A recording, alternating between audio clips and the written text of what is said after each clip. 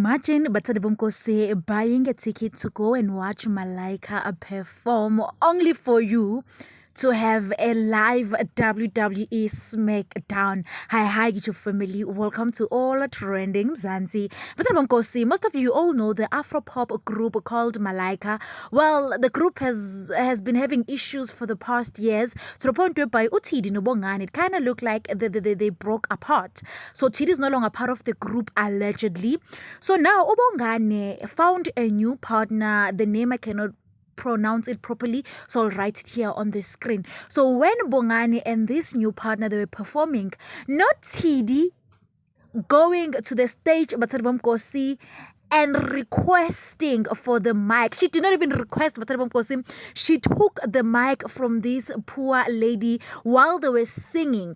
So in her defense, Tidi stated that the reason why she did that allegedly, it is because they were still performing the songs that Malaika used to perform.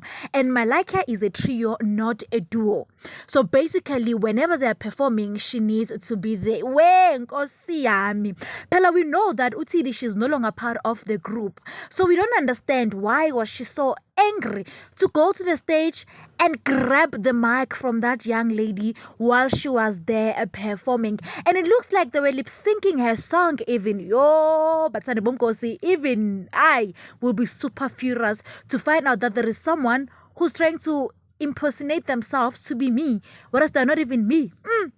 Hi, Guningi, but Today went on to post on her Facebook account, stating that there is no one like her and absolutely there is no one who can ever be like her. So,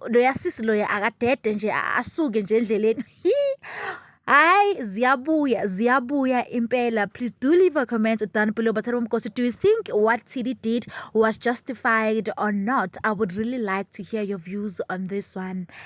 That's it for today. Thank you for watching. Bye.